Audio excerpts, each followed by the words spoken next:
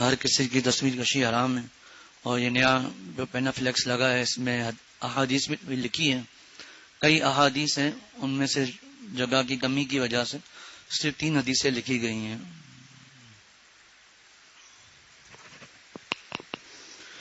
نحمدہ ونصلی علی رسول الکریم. اما بعد فاعوذ باللہ من الشیطان الرجیم. بسم اللہ الرحمن الرحیم. ان المنافقین یخادعون اللہ وهو خادعهم وَإِذَا قَامُوا إِلَى الصَّلَاةِ قَامُوا كُسَالَى يُرَاءُونَ النَّاسَ وَلَا يَذْكُرُونَ اللَّهَ إِلَّا قَلِيلًا مُذَبْذَبِينَ بَيْنَ ذَلِكَ لَا إِلَٰهَ هَٰؤُلَاءِ وَلَا إِلَٰهَ هَٰؤُلَاءِ وَمَن يُضْلِلِ اللَّهُ فَلَن تَجِدَ لَهُ سَبِيلًا. يا أيها الذين آمنوا لا تتخذوا الكافرين أولياء من دون المؤمنين أتريدون أن تجعلوا لله عليكم سلطانا مبينا. سورۃ النساء کی آیت نمبر 142 سے 144 تک ابھی تلاوت کی گئی ہے.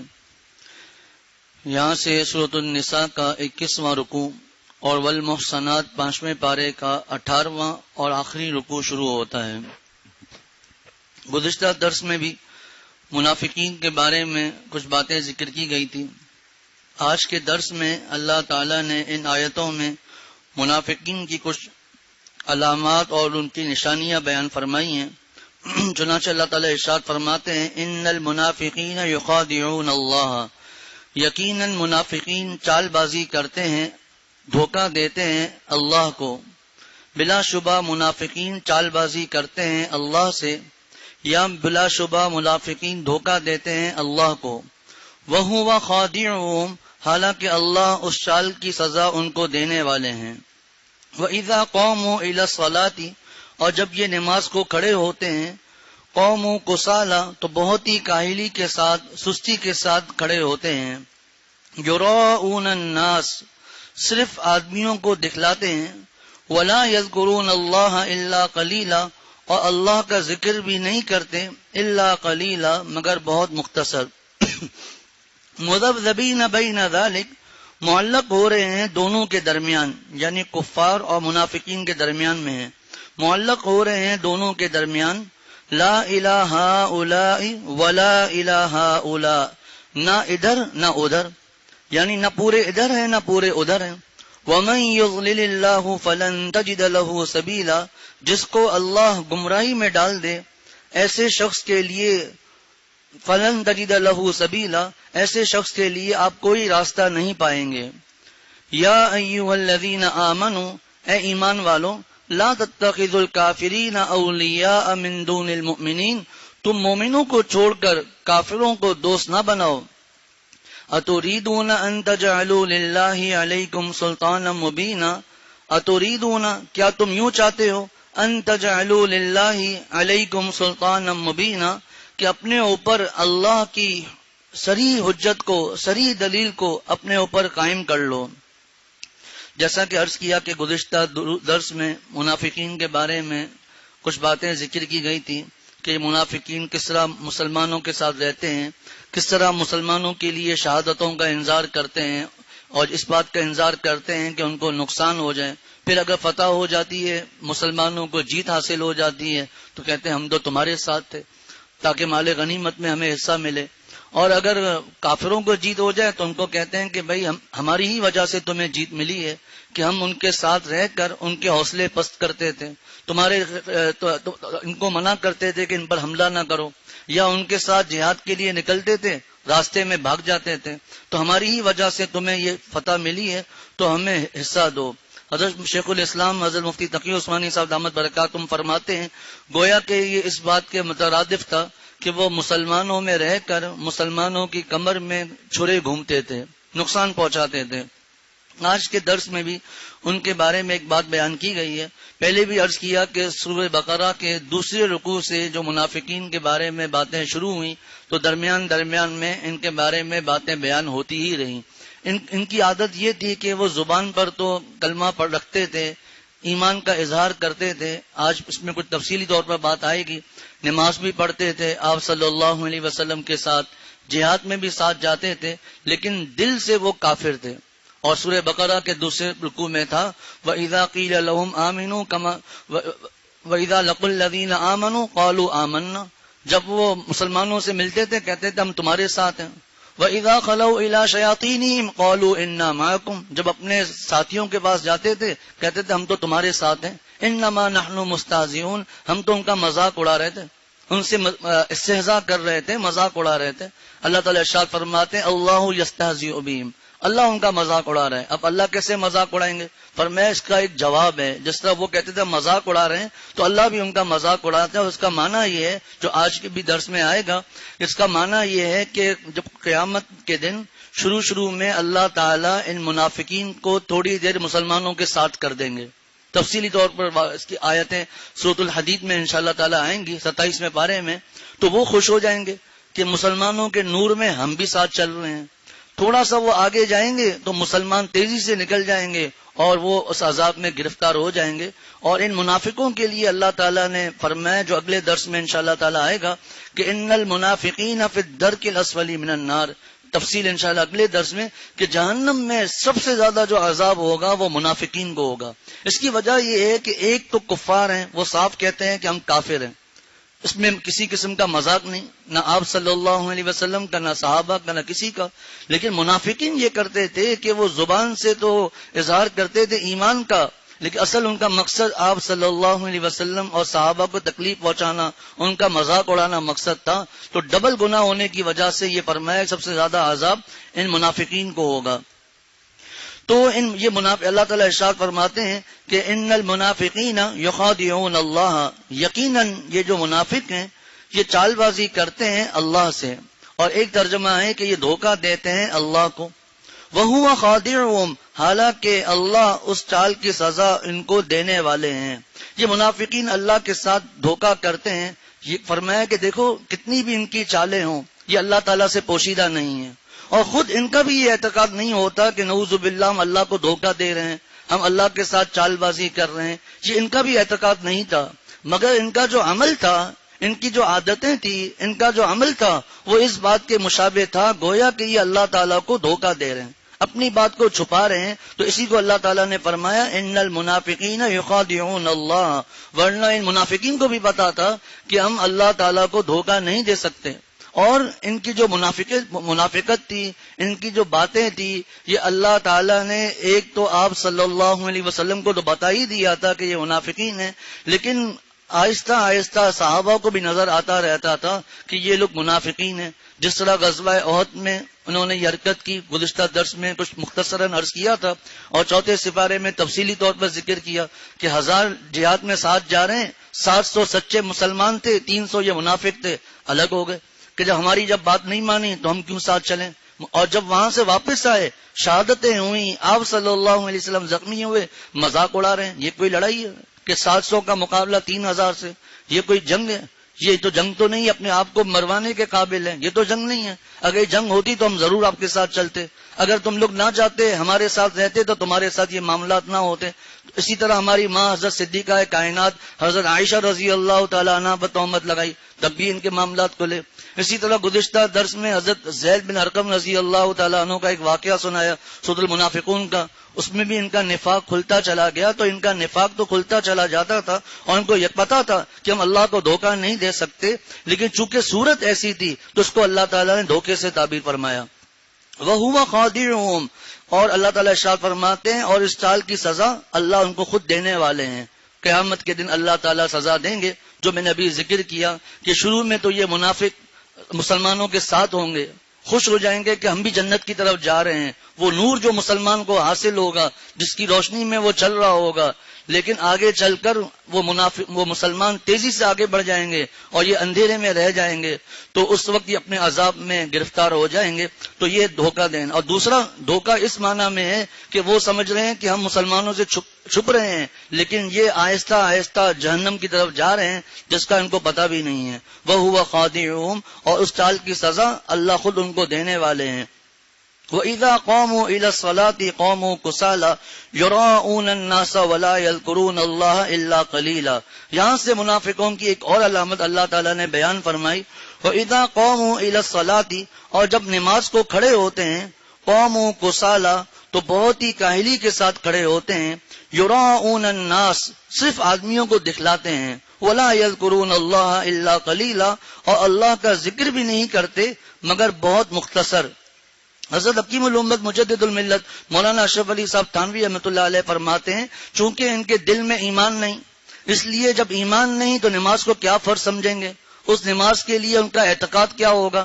تو یہ لوگ صرف دکھانے کے لیے تاکہ مسلمان یہ سمجھیں کہ ہم بھی مسلمان ہیں، اس کے لیے نماز میں کھڑے ہو جاتے تھے، لیکن دل ان کا نہیں کرتا تھا. سست اور بوجھل دل کے ساتھ وہ لوگ نماز پڑھتے تھے. یہاں حضرت حکیم الامت مجدد الملت مولانا اشرف علی صاحب تھانوی رحمۃ اللہ علیہ نے بڑی عجیب و غریب بات لکھی ہے. پہلے بھی عرض کیا تھا کہ ایک کتاب ہے اشرف التفاسیر، 4 جلدوں میں حضرت حکیم الامت مجدد الملت مولانا اشرف علی صاحب تھانوی رحمۃ اللہ علیہ نے پورے قرآن پاک میں، پورے اپنے مواعظ میں، ملفوظات میں، کتابوں میں جہاں کہیں بھی قرآن پاک کی تفاسیر بیان کی، یا کسی آیت کے لیے کوئی لطائف بیان کیے، کچھ نکات بیان کیے، یا اس کے بارے میں کوئی بیان کیا، تو ملتان کے حضرت مولانا اسحاق ملتانی صاحب دامت برکاتہم نے قرآن پاک کی ترتیب سے ان ملفوظات کو جمع کر دیا ہے. یہ اشرف التفاسیر بہت زبردست کتاب ہے، بڑے نکات اس میں موجود ہیں. تو حضرت تھانوی رحمۃ اللہ علیہ نے اس میں لکھا ہے کہ بعض غیر محقق واعظین جن کو بس بیان کرنا ہے، اور ایک کتاب کہیں سے چھپی ہے کہ جو واعظین اس طرح، ایک تو انسان ہے، حدیث بیان کرنے میں غلطی ہو گئی، وہ معاملہ الگ ہے، لیکن اس لیے غلط حدیثیں بیان کرنا تاکہ لوگ ڈر کر اور عبادت میں لگ جائیں، گناہوں سے بچ جائیں، یہ بہت بڑا گناہ ہے. بہت بڑا گناہ ہے کہ لوگوں کو دین کی طرف راغب کرنے کے لیے غلط سلط واقعات سنانا، غلط سلط حدیثیں بیان کرنا تاکہ وہ عمل کرنے والے بن جائیں. ہمارے نبی صلی اللہ علیہ وسلم کے جو فرمان عالی شان ہیں، جو قرآنی آیات ہیں، وہ ہمارے لیے انشاءاللہ کافی ہیں. تو حضرت تھانوی رحمۃ اللہ علیہ نے فرمایا کہ بعض جو غیر محقق واعظین ہیں انہوں نے کیا کیا کہ یہ جو آیت ہے، یہ منافقوں کے لیے جو آیت ہے، اس کو مسلمانوں پر تھوپ دیا اور فرمایا، اور کہتے ہیں کہ جو مسلمان، آگے وضاحت پوری آئے گی، فرمایا کہ یہ کہتے ہیں جو مسلمان نماز میں سستی کرے وہ بھی منافق ہے. فرمایا ایسا نہیں ہے. حضرت تھانوی رحمۃ اللہ علیہ نے یہاں پر یہ جو جملہ ہے نا، کسالہ، سستی، اس کو فرمایا کہ سستی کی 2 قسمیں ہیں. ایک ہے اعتقادی کسلان، ایک ہے اعتقادی سستی، اور ایک ہے طبعی سستی. فرق سمجھیے گا. خود مجھ سے بھی یہ غلطی ہوئی ہے کہ ایک جگہ بیان ہو رہا تھا، اللہ تعالیٰ معاف فرمائے، میں نے بھی یہ غلطی کی کہ نماز کے لیے یہ آگے وضاحت آئے گی کہ یہ عمل منافقوں جیسا ہے. یوں تو کہہ سکتے ہیں کہ یہ جو عمل ہے وہ منافقوں جیسا ہے، لیکن اس بے نمازی کو جو نماز میں سستوں کی طرح کھڑا ہوتا ہے، یا اپنے شیخ کے ڈر سے نماز پڑھ لی، ابا کے ڈر سے نماز پڑھ لی، دوستوں کے ڈر سے نماز پڑھ لی، اس کو کہہ دیا یہ بھی منافق ہے. اس کی بات ہو رہی ہے. اگر انشاءاللہ حضرت مفتی عاشق الہی صاحب رحمۃ اللہ علیہ کا ایک مضمون ہے، وہ پڑھوں گا، اللہ تعالیٰ ہم سب کے دل میں وہ اتار دے. تو حضرت تھانوی رحمۃ اللہ علیہ نے فرمایا کہ دیکھو، ایک ہے اعتقادی سستی، یہ منافقین میں تھی کہ وہ نماز کو فرض ہی نہیں سمجھتے تھے، وہ نماز پڑھنے کا کوئی ثواب ہی نہیں سمجھتے تھے. اب جو ان کی سستی تھی یہ معاملہ. لیکن ایک منافق، ایک مسلمان، چاہے کتنا ہی گناہ گار ہو، چاہے زندگی بھر اس نے جمعہ اور عیدین کی نماز بھی نہ پڑھی ہو، لیکن اس کا اعتقاد اور اس کا جو عمل، اس کا جو عقیدہ ہے، وہ ہوتا ہے کہ نماز بہت ضروری ہے. اگرچہ اس کو نماز نہ پڑھنے کی وعیدیں پتہ نہ ہو، وہ ایک الگ معاملہ ہے، لیکن اس کو نماز کی اہمیت کا پتہ ہوتا ہے کہ نماز کتنا ضروری ہے. وہ الگ بات ہے کہ وہ سستی کر رہا ہے، اللہ کی محبت نہیں، آپ صلی اللہ علیہ وسلم کی محبت نہیں، آخرت کا خوف نہیں، وہ سب معاملات الگ ہیں. اس کو کہا جاتا ہے طبعی سستی. اب طبعی سستی کی بھی 2 صورتیں جو حضرت مفتی شفیع صاحب رحمۃ اللہ علیہ نے بیان فرمائی. ایک ہو گیا اعتقادی سستی، کہ اعتقاد ہے کہ نماز کی کچھ بھی نہیں، نہ اللہ پر ایمان، نہ آپ صلی اللہ علیہ وسلم پر ایمان، نہ نماز کا کوئی اعتقاد. یہ ہے اعتقادی سستی جو منافقوں کا معاملہ تھا. اور ایک ہے طبعی سستی، اب اس کی بھی دو صورتیں ہیں. ایک آدمی ہے جو طبعی سستی کرتا ہے، مثال بیمار ہے، اس کو نماز نہیں پڑھی جاتی، یا کوئی اور ایسا کوئی معاملہ آ گیا، وہ معاملہ الگ ہے. لیکن ایک ہے کہ سستی جو کر رہا ہے وہ طبعی سستی ہے، نماز نہیں پڑھ رہا، اب پڑھتا ہوں، یہ قابل ملامت ہے. ایک ہے بیمار ہے، اس کو اٹھا ہی نہیں جاتا، بخار ہے، اٹھنے کی ہمت نہیں ہے. بھائی میں ایسا کرتا ہوں کہ مثال ظہر کی نماز آخری وقت میں پڑھوں گا، عصر کی نماز اول وقت میں پڑھوں گا. اس کو ہم سست نہیں کہیں گے، اس کو ہم برا بلا نہیں کہیں گے، بلکہ اس نے تو ایک اچھا عمل کیا ہے. حضرت حکیم الامت تھانوی رحمۃ اللہ علیہ نے اسی اشرف التفاسیر میں بیان کیا ہے، فرمایا جتنے بھی نیک اعمال ہیں اس میں مشقت تو ہوتی ہی ہے، مشقت تو اس میں ہوتی ہی ہے، لیکن اس مشقت پر جب وہ مجاہدہ کرتا ہے تو اس کو ثواب ملتا ہے. اسی لیے حضرت نے ایک آیت قرآن پاک کی بیان فرمائی، وما جعل علیکم فی الدین من حرج، کہ دین میں کوئی تنگی نہیں ہے. اور فقہا فرماتے ہیں کہ دین تو بالکل آسان ہے. اب کوئی کہہ سکتا ہے کہ جی دین کیسے آسان ہے، مجھے داڑھی رکھنے میں مشکلات ہوتی ہیں، مجھے پردہ کرنے میں مشکلات ہوتی ہیں. عورت کہتی ہے کہ جی مجھے برقع پہننے میں مشکل ہوتی ہے. کوئی کہتا ہے کہ مجھے داڑھی رکھنے میں مشکل ہے. کوئی کہتا ہے کہ مجھے موبائل کے گناہ، فلمیں، گانے، ڈرامے اور گیمز وغیرہ سے بچنے میں سستی ہے. تو بات یہ ہے کہ دین میں کوئی تنگی نہیں ہے. یہ حضرت تھانوی رحمۃ اللہ علیہ نے فرمایا کہ اس آیت سے پہلی آیت دیکھو، وجاہدوا فی اللہ حق کا جہادی، یعنی اپنی پوری کوشش صرف کر لو اللہ تعالیٰ کو راضی کرنے میں. اس آیت میں جہاد بھی داخل ہے اور نفس کے خلاف جو مجاہدے ہیں وہ بھی داخل ہیں. ان میں اپنی پوری کوشش صرف کر لو. اور حضرت والا فرماتے ہیں جب دل سے ہم انہیں چاہیں گے وہ خود ہی کرم فرمائیں گے. جب انسان خود ارادہ کرے، یریدون وجہ بنے، مراد اپنی اللہ تعالیٰ کی ذات کو بنائے، پکا ارادہ کر لے کہ مجھے گناہ سے بچنا ہے، اب اللہ تعالیٰ اس کے لیے آسان فرما دیں گے، اس کے لیے راستے کھلتے ہی چلے جائیں گے. یہ دین جو ہمیں مشکل لگتا ہے، یہ جو ہم کہتے ہیں کہ نعوذ باللہ دین میں تنگی ہے، یہ اس وجہ سے کہ ہم نے ارادہ نہیں کیا. یہاں ہمارا معاشرہ ایسا ہے. کیوں بھائی عید کی نماز پڑھنا آسان ہے، فجر کی نماز پڑھنا کیوں مشکل ہوتی ہے؟ اب جیسے بقرہ عید انشاءاللہ آ رہی ہے، بقرہ عید میں عام طور پر فجر کے سورج طلوع ہونے کے فوراً بعد فجر کی عید کی نماز پڑھا دی جاتی ہے. جیسے ہی وقت داخل ہوا عید کی نماز، کتنا رش ہوتا ہے، لوگ پہلے ہی آ جاتے ہیں. عام دنوں میں کیوں نہیں آتے؟ مفتی عاشق الہی صاحب رحمۃ اللہ علیہ نے لکھا ہے چونکہ اس دن ماحول بن جاتا ہے نماز کا. رمضان میں نماز پڑھنا کیوں آسان ہے، غیر رمضان میں نماز پڑھنا کیوں مشکل ہوتا ہے؟ کیونکہ رمضان میں ایک ماحول بن جاتا ہے. ایک گناہ گار بے نمازی بھی حج پہ چلا جائے، عمرے پر چلا جائے، وہ 5 نمازیں تو 5 نمازیں، تہجد بھی وہاں پڑھتا ہے، اشراق بھی پڑھتا ہے، اوابین بھی پڑھتا ہے، دعاؤں میں لگا ہوا ہوتا ہے، اللہ سے روتا رہتا ہے، حالانکہ اس نے پوری زندگی گناہوں میں گزاری ہے. وجہ کیا ہے؟ پورا ایک ماحول بن جاتا ہے. اس لیے اس کے لیے عبادت کرنا آسان ہو جاتا ہے، رات بھر جاگنا آسان ہو جاتا ہے. اور کہتا ہے کہ 40 دن بھی میں فلمیں دیکھوں اس سے بھی بچ جاتا ہے. وجہ کیا ہے؟ کہ ماحول بن گیا اور اس نے کوشش کی. معلوم ہوا کہ دین میں کوئی حرج نہیں ہے. واقعی ایسا ہے، وما جعل علیکم فی الدین من حرج، دین میں کوئی تنگی نہیں. تنگی کیوں نظر آتی ہے؟ ہم مجاہدہ نہیں کرتے. ہر عمل میں فرمایا مشقت ہے، تو اس مشقت سے مراد یہ تو نہیں کہ وہ نعوذ باللہ منافق ہو گیا. تو اللہ تعالیٰ کے حضرت حکیم الامت مجدد الملت مولانا اشرف علی صاحب تھانوی رحمۃ اللہ علیہ کو اللہ نے بہت نوازا تھا. ایسی مشکل باتیں حضرت نے بالکل آسان فرما دی کہ چونکہ مجاہدہ نہیں کرتے، ارادہ نہیں کرتے، اس لیے دین کے احکامات مشکل لگتے ہیں. آج بھی ارادہ کریں. غالباً مولانا منصور صاحب دامت برکاتہم کا شعر ہے 4 دن کی مشقت اے نفس نہ ہار تو ہمت، ہے 4 دن کی مشقت اے نفس نہ ہار تو ہمت، ذرا سی دیر کی محنت ہے پھر مزہ ہی مزہ ہے. اب یہ ذرا سی دیر کتنی ہے؟ کسی کے لیے 1 دن ہے، آج توبہ کیا آج ہی انتقال ہو گیا. کسی کے لیے 10 برس، کسی کے لیے 20 برس. اور معرف القرآن میں حضرت مفتی شفیع صاحب رحمۃ اللہ علیہ نے وما جعل علیکم فی الدین من حرج کی تفسیر میں بڑی عجیب و غریب بات فرمائی ہے. نماز کے دوران ہی ذہن میں آیا تو نماز کے فوراً بعد اس آیت کی تفسیر دیکھی جو اپنے موقع پر آئے گی. فرمایا کہ جب انسان عمل کرنے لگتا ہے اور تقوی کی برکت سے، میں حضرت مفتی شفیع صاحب اور اپنے شیخ کی بات ملا کر عرض کروں گا، اور تقوی کی برکت سے اس کو حلاوت ایمانی مل جاتی ہے، ایمان کی مٹھاس مل جاتی ہے. اب اس کے لیے سب کام کرنا آسان ہو جاتا ہے. وہ اپنا معاشرے کی پرواہ کرتا ہے، نہ جاب کی پرواہ کرتا ہے، کسی چیز کی پرواہ نہیں کرتا، سب اس کے لیے آسان ہو جاتا ہے. تو خیر بات پہ بات نکلی تو ایک آیت قرآن پاک کی وما جعل علیکم فی الدین من حرج، دین میں تنگی نہیں، حالانکہ بظاہر تو نظر آتا ہے دین میں بڑی تنگی ہے۔ ایک آدمی شراب کا عادی ہے، آج اس کو پتا چلا کہ شراب اتنا بڑا گناہ ہے، اب اس کے لیے چھوڑنا کتنا مشکل ہو جاتا ہے۔ اب وہ کہے دین میں تنگی ہے، دین میں تنگی نہیں، چونکہ تمہاری عادت ایسی ہو گئی ہے، ہمارا کوئی گناہ ہے، ہماری اس میں عادت ایسی ہو گئی ہے، اس لیے ہمیں مشکل لگتی ہے۔ آج سچی توبہ کر کے پکا ارادہ کریں، جو حضرت والا کا میں نے مصرع پڑھا، جب دل سے انہیں وہ چمچائیں گے وہ خود ہی کرم فرمائیں گے۔ اسی لیے حدیث شریف میں موجود ہے کہ جب کوئی بندہ اللہ کی طرف ایک بالش بڑھتا ہے، اللہ تعالیٰ اس کی طرف ایک ہاتھ آگے بڑھتے ہیں۔ اللہ کا ہاتھ کتنا ہے ہمارے جتنا کچھ پتا نہیں ہے، اس بارے میں علماء فرماتے ہیں خاموش رہو، وہ کیا معاملہ ہے ہمیں نہیں پتا، نہ اس میں تحقیقات کرنی ہے، نہ اس کے بارے میں سوالات کرنے ہیں۔ بس جب بندہ ایک بالش اللہ کی طرف بڑھتا ہے، اللہ کی رحمت ایک ہاتھ اس کی طرف آگے بڑھتی ہے۔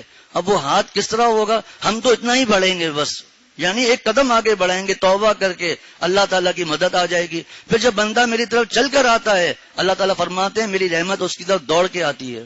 کیا یہ سب وہی معاملات ہیں؟ جب ہم کوشش کریں گے اللہ تعالیٰ کی طرف سے مدد آ جائے گی، پھر واقعی نظر آئے گا کہ دین میں کوئی تنگی نہیں ہے، بلکہ گناہ کرنے میں تنگی ہوتی ہے۔ بلکہ ایک آدمی ہے وہ کہتا ہے کہ جب تک میں رات کو یہ ہیڈ فون میں گانا نہ سن لوں تب تک مجھے نیند نہیں آتی۔ وہی آدمی جب توبہ کر لیتا ہے، اب جب تک وہ اللہ کا نام نہ لے لے اس کو نیند نہیں آتی ہے۔ وجہ کیا ہے؟ وجاہدوا فی اللہ حق جہادی، اس نے کوشش کی، اللہ تعالیٰ نے والذین جاہدوا فینا لنہدینہم سبلنا، ہم اس کے لیے راستے کھول دیتے ہیں۔ تو ان المنافقین یخادعون اللہ وہو خادعهم واذا قاموا الی الصلاۃ قاموا کسالى۔ تو یہ جو منافقوں کا معاملہ ہے، یہ وعید منافقوں، یہ کہنا ایک مسلمان نماز میں سستی کرے یا نماز نہ پڑھے تو اس کو کہنا یہ منافق ہے، یہ غلط معاملہ ہے۔ آگے یراؤون الناس، صرف آدمیوں کو دکھلاتے ہیں تاکہ لوگوں کو پتا چلے کہ میں بھی مسلمان ہوں۔ ولا یذکرون اللہ الا قلیلا، اور اللہ کا ذکر بھی نہیں کرتے مگر بہت مختصر۔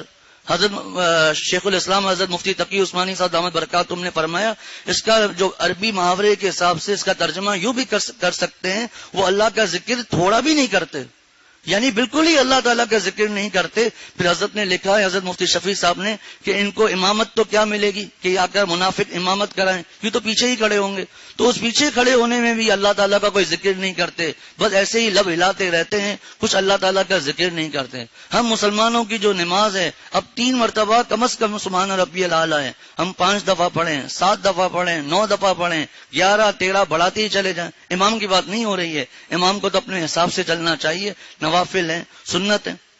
اسی طرح رکوع سے جب کھڑے ہوں دعا حمدن کثیرن طیبا مبارکن فی، سجدے سے بیٹھے دعا اللہم اغفر لی وارحمنی، یہ دعا حضرت مفتی نعیم صاحب دامت برکاتہم کی کتاب تفہیم الفقہ میں یہ دعا لکھی ہوئی ہے۔ اسی طرح درود شریف پڑھ کر اب ہم تو پڑھ لیتے ہیں رب اجعلنی مقیم عام طور پر یا اللہم انی ظلمت نفسی ظلما کثیرا، لیکن قرآن و حدیث کی جو دعائیں چاہے پڑھ سکتے ہیں۔ اتحیات درود شریف کے بعد ربنا هب لنا من ازواجنا ربنا ظلمنا انفسنا رب اغفر وارحم وانت خیر الراحمین ربنا لا تزغ قلوبنا اللهم انك عفو، جو دعائیں چاہیں پڑھ سکتے ہیں۔ یہ ہے نماز میں ذکر کو بڑھانا۔ تو ولا یذکرون اللہ الا قلیلا، حضرت مولانا ادریس صاحب کاندلوی رحمۃ اللہ علیہ نے لکھا ہے کہ منافق یہ نماز سے ہٹ کر بھی ہو سکتا ہے۔ فرمایا جو منافق ہوتا ہے وہ اللہ کا ذکر ہی نہیں کرتا، لیکن جو مسلمان ہوتا ہے وہ اپنی باتوں میں کبھی ماشاءاللہ کہہ رہا ہے، کبھی انشاءاللہ کہہ رہا ہے، کبھی لا حول ولا قوت الا باللہ پڑھ رہا ہے، کبھی سیڑھی پر چڑھ رہا ہے تو اللہ اکبر، نیچے اتر رہا ہے سبحان اللہ، ہر وقت کوئی نہ کوئی آپس کی باتوں میں بھی جزاک اللہ کہہ دیا، لا حول ولا قوت الا باللہ، تو اس کا ہر وقت ذکر چلتا ہی رہتا ہے۔ اب یہاں پر جو حضرت مفتی عاشق الہی صاحب رحمۃ اللہ علیہ نے ایک بڑی عجیب و غریب باتیں فرمائی ہیں، حضرت کے ہی الفاظ میں نقل کرتا ہوں۔ پہلے ایک بات کی دوبارہ وضاحت کر دوں کہ اشکال نہ ہو کہ ایک طرف تو کہہ رہے ہیں یہ آیت منافقوں کے لیے، دوسری طرف کہتے ہیں مسلمانوں کے لیے۔ نہیں، کہنے کا مقصد یہ تھا کہ کوئی نماز میں سستی کر رہا ہے تو اس کو یہ کہنا یہ منافق ہے، اس جملے کی بات ہو رہی ہے۔ حضرت مفتی عاشق الہی صاحب نے لکھا ہے معلوم ہوا کہ نماز میں سستی کرنا، کسلاتے ہوئے نماز کے لیے اٹھنا، بددلی سے نماز کے افعال ادا کرنا منافقوں کا طریقہ ہے۔ منافق نہیں کہا جا رہا، منافقوں کا طریقہ ہے۔ اہل ایمان کو چاہیے کہ خوب خوشی اور بشاشت اور نشاط کے ساتھ نماز پڑھے۔ ظاہر سی بات ہے ایک آدمی نیند سے اٹھا ہے، وہ نماز کے لیے جا رہا ہے، تھوڑی بہت سستی تو ہوگی، اس کو کوئی وہ منافی نہیں ہے اس کے۔ حضرت انس رضی اللہ تعالیٰ عنہ سے روایت ہے کہ رسول اللہ صلی اللہ علیہ وسلم نے ارشاد فرمایا کہ یہ منافق کی نماز ہے کہ بیٹھا ہوا سورج کا انتظار کرتا ہے یعنی عصر کی نماز کب پڑھتا ہے؟ جب سورج بالکل غروب ہونے کے قریب ہو جائے. بیٹھا ہوا سورج کا انتظار کرتا رہتا ہے یہاں تک کہ جب اس میں زردی آ جاتی ہے اور شیطان کے دونوں سینگوں کے درمیان ہوتا ہے تو کھڑے ہو کر 4 ٹھونگے مار لیتا ہے. اس میں اللہ کو نہیں یاد کرتا مگر تھوڑا سا. نماز ہی نہیں پڑھ رہا, انتظار کر رہا ہے یہاں تک کہ سورج غروب ہونے میں جب اندازہ ہے 20 منٹ 25 منٹ جب رہتے ہیں اور سورج, اس کو کہتے ہیں اسفرار شمس, سورج گول ٹیکیا کی طرح ہو جاتا ہے اور اس پر نظریں جمانا آسان ہو جاتا ہے. یہ اب مکروہ وقت ہے, یہ اب مکروہ وقت ہے. اس وقت میں آ کر نماز پڑھنا, یہ نماز کا ثواب, نماز تو ہو گئی لیکن ثواب کم ہو گیا. 4 ٹھونگے مارنے کا مطلب یہ ہے کہ سجدہ کرتا ہے, سر بھی نہیں رکھا کہ اٹھا لیا, جیسا کہ مرغا جلدی جلدی ٹھونگے مار کر دانا اٹھاتا ہے. اور آگے لکھتے ہیں چونکہ منافقین مسلمانوں کو دکھانے کے لیے نماز پڑھتے تھے, نماز کی فرضیت اور فضیلت اور اس کے اجر و ثواب کا یقین نہیں تھا, اس لیے برے دل سے نماز میں حاضر ہو جاتے تھے. ایک مرتبہ آپ صلی اللہ علیہ وسلم نے فجر کی نماز پڑھائی اور سلام پھیر کر فرمایا کیا فلاں حاضر ہے؟ حاضرین نے عرض کیا نہیں. پھر فرمایا کہ فلاں حاضر ہے؟ عرض کیا گیا نہیں.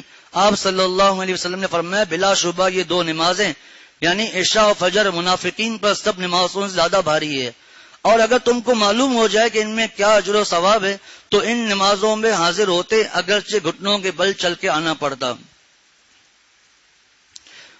فائدہ معلوم ہوا کہ حضرت صلی اللہ علیہ وسلم کے عہد مبارک میں یعنی زمانے میں نماز اور جماعت کا اس قدر اہتمام تھا کہ منافقوں کو بھی اس ماحول میں رہنے کی وجہ سے نماز پڑھنی پڑتی تھی. اب وہ بات ہو رہی جو میں نے عید کی مثال دی, رمضان کی مثال دی, حج اور عمرے کی مثال دی. جب دینی فضا بن جاتی ہے تو جو اپنے دل سے دیندار نہ ہو اسے بھی مجبوراً دینداروں کے ساتھ نماز پڑھنی پڑتی ہے. جس طرح کوئی تبلیغ میں جاتا ہے سب نماز پڑھ لیں, ہم بھی پڑھ لیں. کوئی شیخ کے پاس وقت لگا رہا ہے, ویسے وہاں اپنے گھر میں نمازوں کی پابندی نہیں, یہاں نماز پڑھ رہا ہے کیونکہ ماحول بن گیا ہے. اور یہی حال بدعملی اور بے دینی کا ہے. جب بدعملی اور بے دینی کی فضا ہوتی ہے تو اچھے جذبات والا بھی بے عملوں اور بے دینوں کے طور طریق اختیار کر لیتا ہے. آج بے دینی اور بے عملی کی فضا ہے. بے نمازی بغیر کسی شرم و حیا کے دینداروں میں گل مل کر رہتے ہیں اور اپنا کوئی قصور محسوس نہیں کرتے. انہیں ایک نماز چھوٹنے کا ذرا بھی ملال نہیں ہوتا. اگر دوبارہ دینی فضا بن جائے تو پھر وہی عمل کی فضا لوٹ آئے جو زمانہ نبوت میں تھی. اللہ تعالیٰ ہم سب کو توفیق عطا فرمائے. آگے منافقوں کا معاملہ. مذبذبین بین ذالک, معلق ہو رہے ہیں دونوں کے درمیان, یعنی کفار اور مسلمانوں کے درمیان میں لٹکے ہوئے ہیں. لا الہ ہؤلاء ولا الہ ہؤلاء, نہ پورے ادھر نہ پورے ادھر. کیا مطلب؟ زبان سے کہتے ہیں مسلمان ہیں, دل میں ہے کافر. اب چونکہ پورے مسلمان بھی نہیں ہیں کیونکہ دل میں کفر ہے, اور پورے منافق بھی نہیں ہیں کیونکہ زبان پر ایمان ہے, دونوں کے درمیان لٹکے ہوئے ہیں. لا الہ ہؤلاء ولا الہ ہؤلاء. آگے فرمایا ومن یضلل اللہ فلن تجد له سبیلا, جس کو اللہ تعالیٰ گمراہی میں ڈال دے ایسے شخص کے لیے آپ کوئی راستہ نہیں پاؤ گے. اس کی تفصیلات کئی مرتبہ گزر چکی ہیں. کوئی بیچارہ نیا آدمی آئے گا, وہ کہہ سکتا ہے کہ جی جب اللہ تعالیٰ ہی ہمیں گمراہ کر دیں تو ہمارا کیا قصور ہے. تو اس کا جواب گزر گیا. حضرت تھانوی رحمۃ اللہ علیہ نے فرمایا اس سے مراد یہ ہے کہ جو کفر کا ارادہ کر لے, جو خود گمراہی کی طرف چلنا چاہے, جو خود عہد کر لے کہ مجھے ایمان لانا ہی نہیں ہے, اس کے لیے یہ معاملہ ہے. ورنہ جب قرآن پاک کی آیتیں نازل ہوئیں کہ ختم اللہ علی قلوبہم وعلی سمعہم وعلی ابصارہم غشاوہ, ان کے ختم اللہ علی قلوبہم کے دلوں پر مہر لگا دی ہے, اس آیت کے نازل ہونے کے بعد بھی بہت سے کفار مسلمان ہوئے ہیں.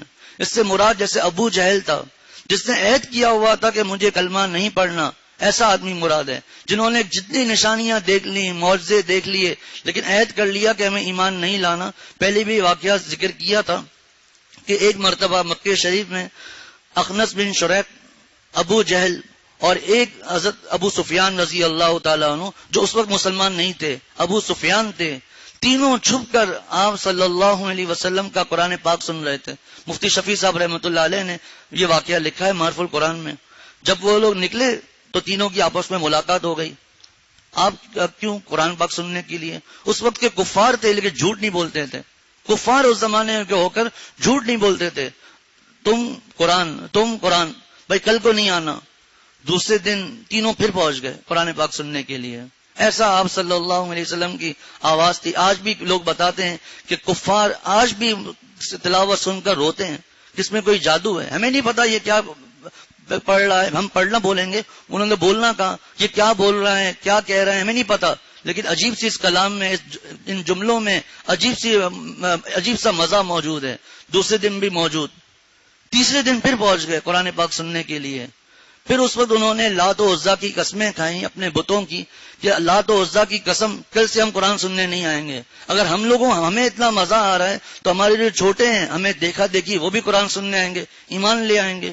مفتی شفیع صاحب رحمۃ اللہ علیہ نے لکھا ہے, چوتھے دن اخنس بن شریک بڈھا اٹھا, لاٹھی لی اور پہلے پہنچا ابو سفیان کے پاس, اور یہ سوالات کا قرآن پاک برحق ہے, کہاں سب باتیں.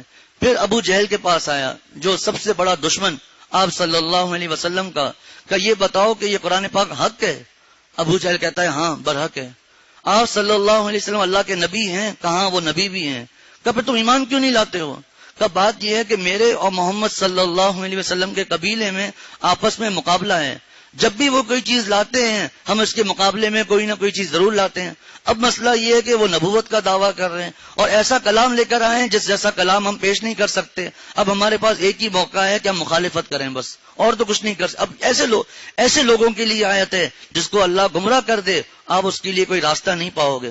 ان لوگوں کے لیے ہے. اسی طرح وہ واقعہ معراج کا واقعہ, جب آپ صلی اللہ علیہ وسلم واپس آئے, عجیب و غریب سوالات کر رہے ہیں اور کہہ رہے ہیں کہ معراج تفصیلات کا بھی موقع نہیں ہے. آپ گئے تھے بیت المقدس, ہاں, وہاں پر ستون کتنے ہیں, کھڑکیاں کتنی ہیں.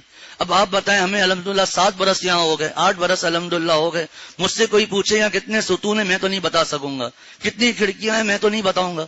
اب آپ صلی اللہ علیہ وسلم کیا ان کاموں کے لیے وہاں گئے تھے؟ سوال دے کے کیسا بے وقوفانہ ہے. اپنے گھر کے کوئی ستون بتا دے, اپنے گھر کے کوئی پردے بتا دے, کھڑکیاں بتا دے, بلب بتا دے. کوئی نہیں بتا سکتا جس گھر میں برسوں سے وہ رہ رہا ہے.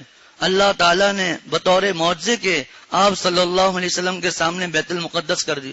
آپ صلی اللہ علیہ وسلم بتا رہے ہیں کہ اتنی کھڑکیاں ہیں, اتنے ستون ہیں, پھر بھی ایمان نہیں لا رہے.